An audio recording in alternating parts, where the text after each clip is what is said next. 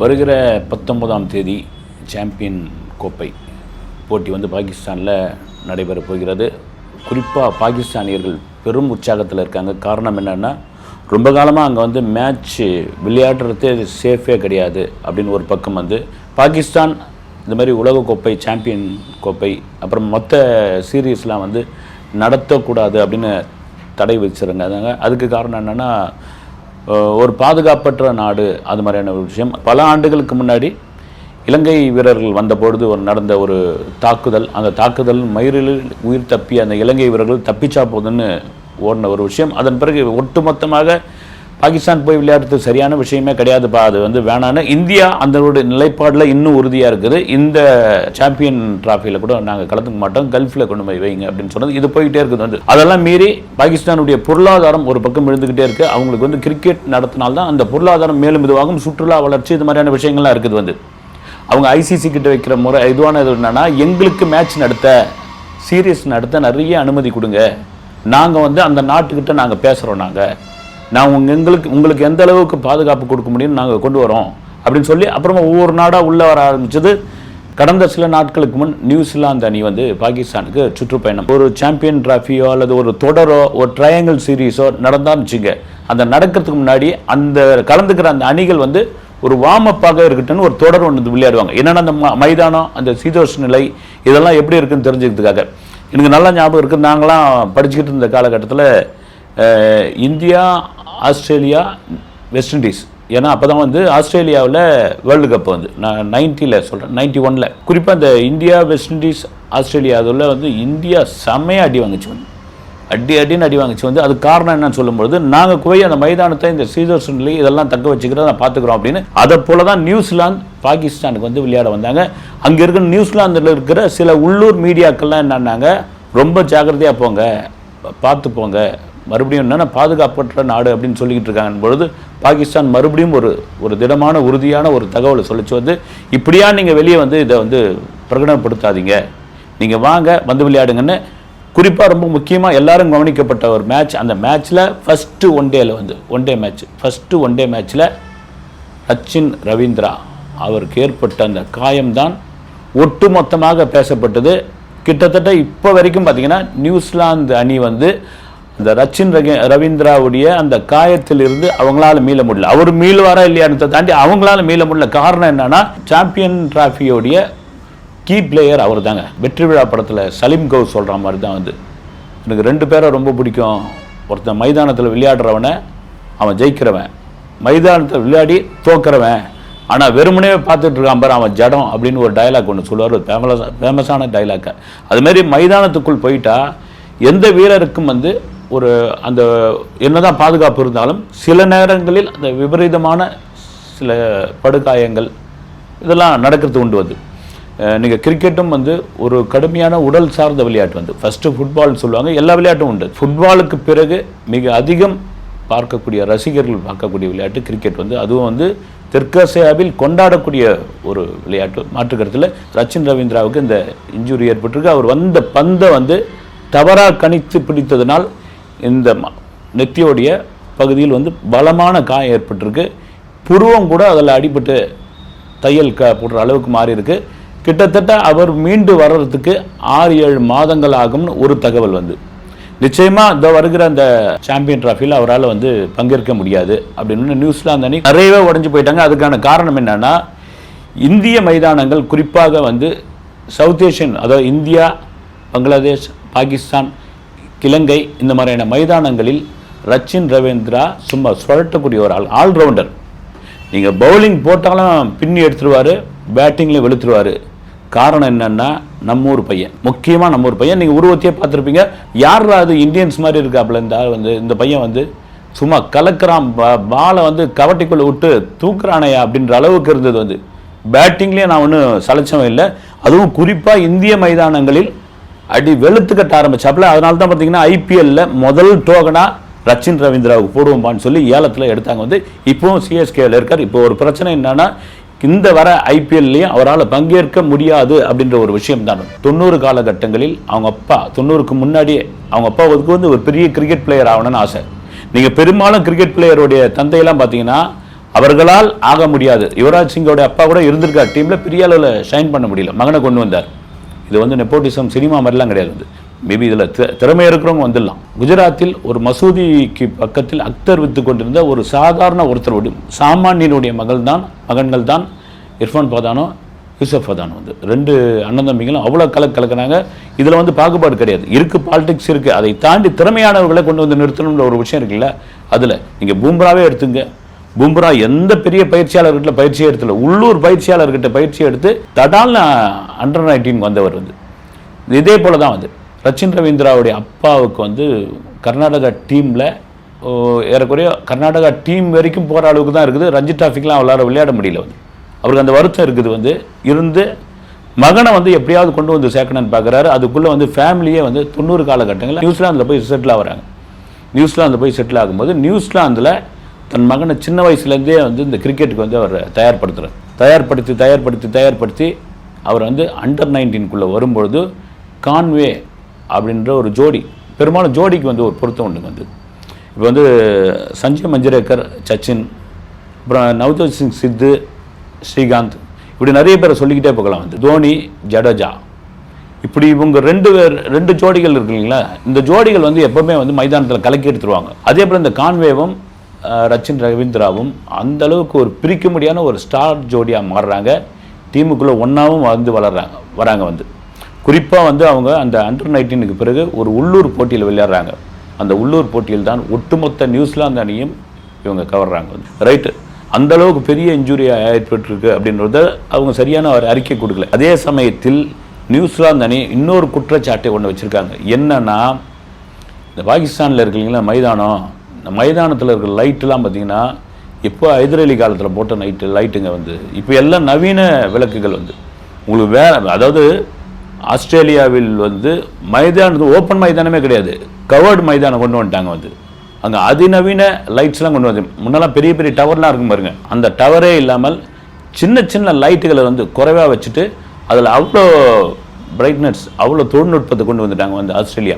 ஆனால் இன்னும் இவங்க அப்டேட் ஆகாமல் இருக்காங்க. அப்படின்பொழுது அவங்களுடைய சூழ்நிலை, அவங்களுடைய பொருளாதார சூழ்நிலை இதெல்லாம் கூட உண்டு. நிறைய மேட்ச்லாம் நடக்காமல் இருந்ததுனால அந்த கிரவுண்ட்லாம் எப்படி ஆயிருக்குன்னு தெரியும். ஒரு தடவை வந்து ஸ்ரீகாந்த் நான் மீட் பண்ணப்போ, ஒரு கிரிக்கெட் பிளேயர் ஸ்ரீகாந்த், நான் ஒரு 15-20 வருஷத்துக்கு முன்னாடி பேட்டி எடுக்கிறதுக்காக போயிருந்தோம். அவர் ஒவ்வொரு விஷயமா சொல்லிட்டு இருந்தார். பாகிஸ்தானில் ராவல்பிண்டின்னு ஒரு ஊர் இருக்குது, எப்போ அழுக்கு ஊருங்க. வந்து என்னன்னே தெரியாது. வந்து இப்போ வேணால் மாறி இருக்கலாம். அவர் சொன்ன காலத்தில் வந்து எங்கே போனாலும் தும்பு தூசும் அழுக்கமாக இருக்கும், மக்களும் வந்து இதுவாக தான் இருப்பாங்க, மைதானமே வித்தியாசமாக இருக்குன்னு வரும். அப்போல்லாம் என்ன மைதானம் உங்களுக்கு பார்த்தீங்கன்னா இந்த சிமெண்ட் பெஞ்ச் இருக்கும் பாருங்க, அதுமாரி பெஞ்சில் கட்டியிருப்பாங்க. இப்போ மேபே மாறிடலாம். இப்போ ரச்சின் ரவீந்திராவுக்கு இந்த கேட்ச் பிடிக்கும் பொழுது இந்த கண் வந்து மங்களாக தெரிஞ்சது, இந்த லைட்டிங்கே சரியில்லை, முதல்ல வந்து இந்த சாம்பியன் டிராஃபி நடத்துறதுக்கு இந்த நாடே அன்ஃபிட்டு அப்படின்ற மாதிரி ஒரு விஷயம் வந்து அந்த பாகிஸ்தான் ஒட்டுமொத்தமாக மறுக்கிறாங்க. வந்து எங்கள் ஐசிசி வந்து இங்கே ஆய்வு பண்ணிவிட்டு அவங்க ஓகே பண்ண பிறகு தான் நாங்கள் வந்து மேட்சே நடத்துகிறோம். அது தவிர பார்த்தீங்கன்னா இங்கே நவீன வசதிகள் கொண்ட எல்லா விஷயமும் இருக்குது. வந்து நாங்கள் பிளேயர்ஸ் வந்து தங்கிறதுக்கான ஸ்டார் ஹோட்டல் உட்பட அத்தனையும் வந்து பிரமாதமாக ஏற்பாடு பண்ணியிருக்கோம். குறிப்பாக வருகிற அந்த பிளேயர்ஸ் மட்டும் இல்லை, அண்டை நாடுகள் இருந்து வருகிற ரசிகர்களுக்கும் நாங்கள் வந்து பாதுகாப்பு ஏற்பாடு செஞ்சுருக்கோம். நீங்கள் வீணா எங்கள் நாட்டு மேலே புகார் சொல்லாதீங்க அப்படின்ற ஒரு விஷயத்தை அவங்க பேசியிருக்காங்க. ஒரு காலகட்டங்களில் பார்த்தீங்கன்னா சச்சின் டெண்டுல்கரை மட்டுமே நம்பி வந்து எல்லாரும் கவனிச்சுட்டு இருப்பாங்க. ஒட்டுமொத்தமாக இந்திய அணி, அது நிறைய விமர்சனம் கூட வந்தது. யார் அஷாருதீன் வந்து கேப்டனாக இருக்கும் பொழுது சச்சின் எவ்வளோ அடிக்க போகிறாரு, ஏன்னா மற்ற பிளேயர் எல்லாம் பார்த்தீங்கன்னா சொற்பத்தில் டக்குன்னு விழுந்துருவாங்க. அப்போ வந்து சித்து வருவார், பேரே வந்து சிக்ஸர் சித்து, அடித்தா சிக்ஸு தான். அதே போல் ஸ்ரீகாந்த் கூட்டணி பார்த்தீங்கன்னா ஸ்ரீகாந்துக்கு வந்து ஓரளவுக்கு நின்றுட்டா அடிச்சிடுவாப்பில், ஆனால் கேரண்டி கிடையாது. ஆனால் சச்சின் சின்ன பையனாக இருந்தாலும் கேரண்டியாக ஒரு 50க்கு மேலே அடிச்சுவா இருப்பான்னு ஒட்டுமொத்தமாக சச்சின் மேலே இருந்தது. அதன் பிறகு பார்த்தீங்கன்னா தோனி தான். தோனி இறங்கினா ரைட்டு விசில் போடு அப்படின்ற அளவுக்கு ஆயிடுச்சு. இப்போ ஏறக்குறைய ஒட்டுமொத்தமாக நியூசிலாந்து அணி நம்பி இருக்கக்கூடிய ஒரு ஆள் யாருன்னா ரச்சின் ரவீந்திரா தான். அப்படி சுருட்டு முடி, சின்ன பையன், அப்படி துருதுருப்பாக இருக்கார். யார்ப்பா நம்பூர் பையன், என்ன பின்னணி அப்படின்னு கேட்கும் பொழுது கர்நாடகாவை சேர்ந்தவர் தான் ரச்சின் ரவீந்திரா. இன்றைக்கி நியூசிலாந்தில் வந்து அவ்வளோ ஸ்டார் ஒரு பிளேயராக மாறிட்டார். நியூசிலாந்தில் அவருக்கு அவ்வளோ ரசிகைகள் ஏற்பட்டுட்டாங்க. பொதுவாக வந்து மேலை நாடுகள், குறிப்பாக ஃபாரின் கண்ட்ரியில் வந்து எல்லா பிளேயர்ஸும் வந்து இந்த 3ஆம் தர நாடுகள், குறிப்பாக ஆப்பிரிக்க நாடுகளிலிருந்து வரவர்கள் நிறவரிக்குள் ஆளாக்குற ஒரு விஷயம் உண்டு. நியூசிலாந்து கூட டெய்லர்னு ஒருத்தர் இருந்தார் தெரியுங்களா, அவர் ஒரு சுயசரிதை ஒன்று எழுதியிருந்தார். அதில் சொன்னார் வந்து, ரொம்ப நாள் கட்சி நான் வந்து மேட்செல்லாம் நீ விளையாட போட ரிட்டையர்ட் ஆகிட்டு ஒரு புத்தகம் ஒன்று எழுதியிருந்தார். அதில் என்னன்னா, நான் அதிகப்படியாக நியூசிலாந்தில் வந்து நிறவரிக்கு ஆளானேன் நான். ஏன்னா அவர் வித்தியாசமாக இருப்பார். ஒரு வெள்ளைக்கார மாதிரியே இருக்க மாட்டார், ஒரு கருப்பர் மாதிரியே இருக்க மாட்டார், ஒரு செவ்விந்தியர் மாதிரி இருப்பார். ஏன்னா என் நிறத்தை நிறைய சொல்லி சொல்லி சொல்லி சொல்லி கேலி பண்ணாங்க. நான் மைதானத்துக்கு போகும்போது மென்டலி என்னை வந்து டிஸ்டர்ப் பண்ணாங்க. ஆனால் அதெல்லாம் உள்ளே ஏற்றிக்காமல் இது என் நாடு, என்னுடைய தேசம், என்னுடைய மக்கள் அப்படின்ற ஒரு விஷயத்தை தான் நான் உள்ளே ஏற்றிக்கிட்டேன். மைதானத்தில் இதுவரை உலக அளவில் கிரிக்கெட் மைதானத்தில் இதுவரை 8 மரணங்கள் நிகழ்ந்துள்ளது அப்படின்ற ஒரு புள்ளி வரும் சொன்னாங்க. 8 மரணங்கள் இது மாதிரி வந்து. ஏன்னா ஒரு காலகட்டங்களில் ஹெல்மெட்டில் வந்து உங்களுக்கு வந்து இந்த இது இருக்காது, வந்து கம்பி இருக்காது, ஓப்பன் ஹெல்மெட்டாக இருக்கும். நீங்கள் எய்ன்ஸு அப்புறமா வந்து ரிச்சர்டு இவங்கெல்லாம் விளையாடும் போது வெஸ்ட் இண்டீஸ் பிளேயர்லாம் ஹெல்மெட்டே போடவே மாட்டாங்க, அசால்ட்டாக வந்து நிற்பாங்க. அந்த காலகட்டம்லாம் வேறு. இன்றைக்கி பார்த்தீங்கன்னா எக்கச்சக்கமான பவுன்சர்ஸ் பிச்சு வந்துடுச்சு. அதாவது வந்து மின்னல் வேகத்தில் வரக்கூடிய அளவுக்குலாம் ஃபாஸ்ட் பவுலர் இன்றைக்கி வந்துட்டாங்க. வந்து உங்கள் பாதுகாப்பு ரொம்ப முக்கியங்கன்னு இதில் உலகத்தில் மறக்க முடியாத ஒரு மரணம். ஏன்னா அதை பற்றி பேசி ஆகணும். வந்து ஒட்டுமொத்தமாக உலக கிரிக்கெட் அரங்கியே நிலைகுலைய வைத்த ஒரு மரணம் எதுனா, ஆஸ்திரேலியாவில் ஃபில் ஹியூஸ் வந்து அவர் பெரிய பிளேயர் கூட கிடையாதுங்க, ஒரு உள்ளூர் ஆட்டக்காரர். அவர் டீமுக்காக இப்போ தான் ரெடி ஆகிட்டு வராரு. அவர் அங்கேருந்து லோக்கல் மேட்ச்சில் விளையாட வராரு. எல்லா பாதுகாப்பு ஏற்பாடுகளும் வராரு. வந்து இந்த நபர் என்ன பண்ணுறாரு, அந்த பிளேயரை வெறுப்பேற்றணும், அந்த பிளேயர் வந்து உள்ளே இருக்கக்கூடாது அப்படின்றதுக்காக அந்த பவுன்சர் போடுறார். ஒரு கட்டத்தில் அந்த பந்து எதிர்பாராத விதமாக கழுத்து பகுதியில் படுது. வந்து பாருங்கள், ஹெல்மெட் இருக்குது, மற்ற இதுவும் இருக்குது, எல்லாமே இருக்குது. இந்த பவுன்சர் எதிர்பாராத விதமாக கழுத்து பகுதியில் பட்டவுடனே ஃபில் ஹியூஸ் என்ன பண்ணுறாரு, அந்த மைதானத்திலே சுருண்டு விடுறாருங்க. வந்து கொஞ்ச நேரத்தில் மூச்சு பச்சே இல்லை. வந்து அப்போ என்ன சொல்கிறாங்க, அங்கேருந்து இப்போ நீங்கள் வந்து மைதானத்தில் வந்து இந்த ட்ராக்லாம் வந்து ஜிபிஆர்எஸ் வச்சுருக்காங்க. அப்போ ட்ராக்கில் வச்சு இந்த ஜிபிஆர்எஸ் கணிக்கும் பொழுது இந்த பவுலர் போட்ட அந்த பால் இருக்கு இல்லைங்களா, ஒரு துப்பாக்கி தோட்டாவிலிருந்து வந்த வேகத்துக்கு இணையான ஒரு வேகமாக வந்துருக்கு. நான் பார்த்துங்க, ஒரு ட்ரிகர் அழுத்தினா அந்த புல்லட் எந்த அளவுக்கு வேகமாக போகுமோ அந்த அளவுக்கு வேகமாக போய் இந்த கழுத்து பகுதியில் பட்டு சுருண்டு விழுந்துட்டார். மூச்சு பச்சு இல்லை. அவரை தூக்கி மாறாங்க, மருத்துவமனையில் சேர்க்குறாங்க. 2 நாள் கோமான்ட்டாங்க. கோமாவுக்கு அப்போ தான் சொல்ல முடியணுன்னே ஒட்டுமொத்த ஆஸ்திரேலியாவும் கதிகலங்கி போயிடுச்சு. ஒட்டுமொத்த கிரிக்கெட் உலகமே வந்து நிசப்தமாக ஆயிடுச்சு. காரணம் என்னன்னா, மைதானத்தில் கண்ணுக்கு முன்னாடியே டிவிலேயே வர ஒரு விஷயம் வந்து 2 நாளைக்கு அப்புறம் வந்து அவங்க சொல்கிறாங்க வந்து இறந்துட்டாருன்னு. வந்து ஏன்னா உலகத்திலே போங்காட்டு விளையாடக்கூடிய ஒரே அணி வந்து ஆஸ்திரேலியா தான். உண்மையாக வந்து போங்காட்டம் ஆடக்கூடியவங்க தான். வந்து ஆனால் அங்கே ஒரு சம்பவம் நடந்த பிறகு அவங்க என்ன முடிவு பண்ணுறாங்கன்னா, இன்னும் பாதுகாப்பு அதிகம் தேவைன்றாங்க. பவுன்சர்ஸ் வந்து இன்னும் குறைங்கன்றாங்க. வந்து நீங்கள் போடுற பவுன்சர் வந்து குறைங்கன்றாங்க. ஒரு சின்ன வயசில் ஒரு கிட்டத்தட்ட இவர் பேரை பார்த்தீங்கன்னா ரச்சின் ரவீந்திரா. அதில் ஒரு முக்கியமான ஒரு விஷயம் என்னென்னா, அவங்க அம்மா வந்து மிக தீவிர கிரிக்கெட் ரசிகை. அதுவும் ராகுல் டிராவிட்டையும் சச்சின் டெண்டுல்கரையும் ரொம்ப ரொம்ப பிடிக்கும்.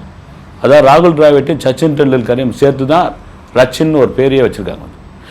குறிப்பாக இந்திய அணி இங்கே விளையாடும் போது நியூசிலாந்து வந்துருந்துங்களா, அப்போ வந்து அதுக்கு தலைமை பயிற்சியாளர் வந்து ராகுல் டிராவிட். இப்போ ரவீந்திரன் என்ன சொன்னார், எங்கள் அம்மாவுக்கு பிடிச்சமான ஒரு பிளேயரை வந்து அவருடைய தலைமையில் ஒரு டீம் இருக்குன்னா அந்த டீமுக்கு எதிராக நான் விளையாடுறேன்னா எனக்கு மிகப்பெரிய பெருமையாக இருக்குன்னு சொல்லியிருந்தாப்புல. அதனால் சச்சின் ரவீந்திரா வந்து தேறி வரட்டும். குறிப்பாக இந்த சாம்பியன் டிராஃபியில் விளையாட முடியவில்லை என்றாலும் ஐபிஎல் சிஎஸ்கே அணியில் விசில் போட்டுன்ற அளவுக்கு வந்து அவர் தேறி வர வேண்டும் என்பதுதான் எல்லோருடைய விருப்பமும். இதில் இன்னொரு குறிப்பான ஒரு விஷயம் என்னென்னா, நேற்று ஒரு தகவல் வந்து ஒரு கொஞ்சம் ஆச்சரியமாக இருந்தது. வந்து ஆண்கள் கிரிக்கெட்டிற்கு எந்த அளவுக்கு ஒரு மவுஸ் இருக்கோ அதே போல் பெண்கள் விளையாடக்கூடிய அது பெண்கள் கிரிக்கெட்டுக்கும் இப்போ சமீப காலமாக பெரிய அளவில் ஒரு பெரிய ஒரு வரவேற்பு கிடைத்திருக்கு. அதுக்கு காரணம் என்னென்னா, நாங்களும் ஆண்களுக்கு இணையாக செலக்தவர்கள் இல்லைங்க. வந்து நாங்களும் வந்து விளையாடுவோம். ஏன்னா வந்து ஒரு கட்டத்தில் வந்து கிரிக்கெட் வந்து பெண்கள் விளையாட முடியாது, இது உடல் சார்ந்த ஒரு விளையாட்டு, அதெல்லாம் முடியாதுன்னு சொல்லும்போது ஆரம்பத்தில் பார்த்தீங்கன்னா பெரிய இன்ட்ரெஸ்டாக இல்லை. அதன் பிறகு ஒவ்வொரு மேட்சாக இப்போ பார்த்தீங்கன்னா வேர்ல்டு கப் அப்புறமா வந்து அவங்கள T20 இந்த மாதிரிலாம் மேட்ச்சில் வந்து பெண்கள் கிரிக்கெட்டுக்கு வந்து தனி ஆடியன்ஸ்லாம் வந்துட்டாங்க உலகளவில். குறிப்பாக பார்த்தீங்கன்னா பாகிஸ்தான் மாதிரி ஆப்கானிஸ்தான் மாதிரியான நாடுகளில் பெண்கள்லாம் விளையாடக்கூடாதுன்னு ஒரு சட்டமே இருந்த பொழுது அதெல்லாம் கிடையாது, வந்து விளையாடலாம் வாங்க அப்படின்னு சொல்லி கொண்டு வந்து தான் குறிப்பாக ஐசிசி அந்த பெண்கள் அணிக்கு நிறைய நிதி உதவிகள்லாம் செய்கிறாங்க. வந்து இதில் வேர்ல்டுலேயே முதல் முறையாக ஒரு பெண் வீராங்கனைக்கு ஐசிசி 5 ஆண்டுகள் தடை விதித்துள்ளது. அப்படின்போது யாரான்னா பங்களாதேஷை சேர்ந்தவங்க. சோலி அக்தர்னு பங்களாதேஷ் கிரிக்கெட் வாரியமே கொஞ்சம் எங்களுக்கு தலைக்குனிவாக இருக்குதுங்கன்னு சொல்லியிருக்காங்க. என்ன நடந்தது அப்படின்னா, இந்த சோலி அக்தர் வந்து மொத்தத்தில் வந்து 13 T20லையும் 2 ஒன்டேல தான் ஆடிருக்காங்க. இவங்க என்னன்னா இப்போ மேட்ச் எதுவும் விளையாடல, டீமில் இருக்காங்க. சவுத் ஆப்பிரிக்காவில் நடந்த பங்களாதேஷுக்கு இடையான நடந்த ஒரு மேட்ச்சில் ஒரு குறிப்பிட்ட வீராங்கனைக்கு என்ன சொல்கிறாங்க, ஒரு இன்ஸ்ட்ரக்ஷன் கொடுக்குறாங்க. அதுவும் எப்படின்னா ஃபேஸ்புக் மெசேஞ்சர் மூலிமா போய், ஏன்னா வாட்ஸ்அப்போ அல்லது வந்து டெலிஃபோன்லேயே அவங்க பேசலை, ஃபேஸ்புக் மெசேஞ்சர் மூலிமா போயிட்டு நீயா நான் சொல்கிற மாதிரி ஒரு ஹிட் விக்கெட் ஒன்று ஆகிடு. ஹிட் விக்கெட்னா எப்படி வந்து பட் நீயா வந்து கேட்ச் கொடுக்குறது வேறு, அப்புறம் வந்து வேணும்னே வந்து தட்டி விடுறது வேறு. இந்த காலை பின்னாடி வந்து கொண்டு வந்து ஸ்டெம்பில் தெரியாதனமாக மோதிட்டேன்னு சொல்லுவாங்க இல்லைங்களா, அதுதான் உலகத்தில் ரொம்ப கேவலமான விளையாட்டுன்னுவாங்க. அது சில பேர் தெரியாமல் கூட பண்ணுவாங்க, தெரிஞ்சும் பண்ணுவாங்க. ஏன்னா அதுக்கு ரொம்ப அவ்வளோ இடைவேளை உண்டு. ஸ்டெம்புக்கும் உங்கள் அந்த நீங்கள் விளையாடுற விளையாட்டுக்குமான இடைவேளை உண்டு. சில பேர் தப்பி ஆர்வத்தில் கூட அது தெரியாமல் பட்டுரும் வந்து. ஆனால் இவங்க என்ன இன்ஸ்ட்ரக்ஷன் சொல்கிறாங்க, இந்த மாதிரியான ஒரு ஹிட் விக்கெட்டில் நீ அவுட் ஆனினா உன்னுடைய அக்கௌண்ட்டில் இவ்வளோ டாலர் வந்து விழும் அப்படின்பொழுது ஒரு ஆசை காட்டி அந்த மெசேஞ்சர் ஆஃப் பண்ணிடுறாங்க. அந்த கிரிக்கெட் பிளேயருக்கு என்னன்னா கொஞ்சம் பயம். அதை தாண்டி வந்து இதை நம்ம பண்ணோம்னா மாட்டிப்போமா அப்படின்னு நம்ம எதிர்காலம் என்ன ஆகும், இவங்க பாட்டு இன்ஸ்ட்ரக்ஷன் கொடுத்துட்டு போயிட்டாங்கன்னு ஒரு பக்கம் கலக்கம். மிக சமீப காலமாக இந்தியாவை தாண்டி கிரிக்கெட் விளையாடுவதற்கும் இந்த கிரிக்கெட் அரசியலும் மிக மோசமான அளவில் நடந்து கொண்டு இருக்கிற நாடு வந்து பங்களாதேஷ்க்கு வந்து எப்படியாவது டீமுக்குள்ளே இடம் பிடிக்கணுன்றதுக்காக அங்கே மிகப்பெரிய அரசியலே நடந்துகிட்டு இருக்கு. தம்மாதுண்டு நாடு.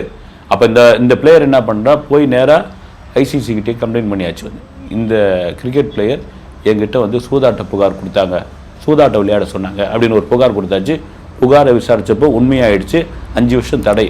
இவ்வளோ பெரிய அவமானம் எங்களுக்கு தேவையா அப்படின்னு பங்களாதேஷ் அந்த கிரிக்கெட் வாரியமே அவமானப்படுற அளவுக்கு ஆகிருக்குது. கிரிக்கெட் பற்றியான அடுத்த சுவாரஸ்யமான தகவல்களுடன் உங்களை அடுத்த வீடியோவில் சந்திக்கிறேன். நன்றி.